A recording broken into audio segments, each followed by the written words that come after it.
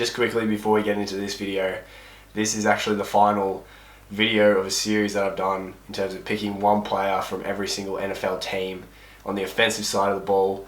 If you haven't seen the other videos, check out the playlist that has all of them. And then also look out for, in the next few weeks, my series on picking a defensive player from every single team that I think is underrated. So if you enjoy this, check it out, the rest of them, and yeah, consider subscribing. Cheers, guys.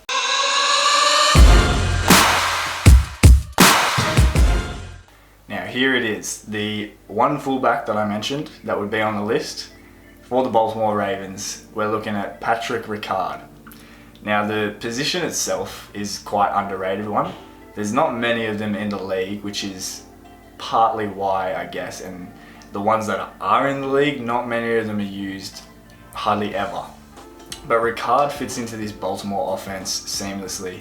Obviously they're run heavy with Lamar Jackson. I mean, we'll see what happens, if he stays, if he goes, how much money he's getting offered, but that's besides the point. Ricard is a premier fullback in this league because of that run block game. And not only that, he's an option for a pass as well. He may not be that first, second, third option in the tree, but if he gets the ball in his hands, he's a big boy to take down. And the thing that makes him even more impressive, and why I think he's underrated, is this guy started as a defensive end when he came into the league.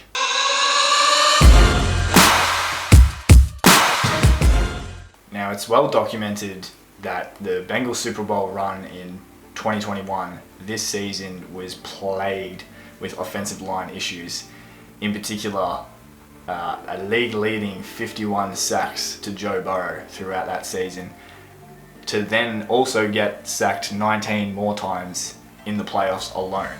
Obviously, this being a massive issue for the Bengals, they addressed it with the additions of Ted Karras, center, La'el Collins and Alex Kappa, bolstering that offensive line, which needed a lot more talent.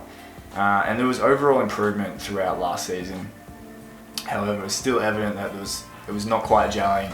There were issues throughout the year with the O-line not performing well as a whole. They did also experience a few injuries, a lot of players coming in and out of that offensive line. But one player that did stick out and was an ever-present force was center Ted Karras. He only allowed 2 sacks and 3 penalties across the whole year, which is far better performance than that of the 2 other additions that they made. In terms of comparing that to La'el Collins specifically, he gave up 5 sacks and 8 penalties across the season. Karras provided much needed stability directly in front of Joe Burrow, and will be a big reason if the Bengals make another Super Bowl run this upcoming season.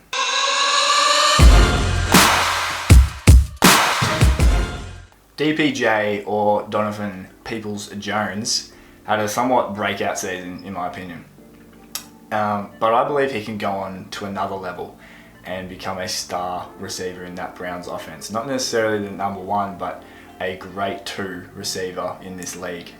Now, depending on Deshaun Watson's play on the field, because we know what he's done off it, I believe DPJ can have a true breakout season with the consistency following on from a very solid 2022. DPJ is a big-bodied receiver. He can stretch the field. He's got speed to burn.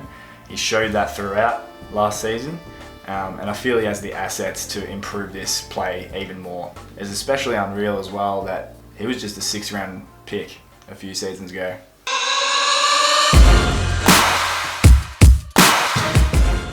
I believe Jaylen Warren's ability is actually not that far off what Najee Harris has produced.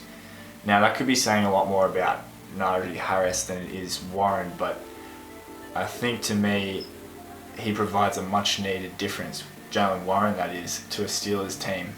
Due to the play that Najee Harris produced, it was very, very stagnant in a way, for lack of a better term. He's not the type of player that's going to break through the line, whereas Jaylen Warren can produce that type of play. I honestly don't think Harris is a 3-down back type running back, because he's not consistent in the play that he brings to a team.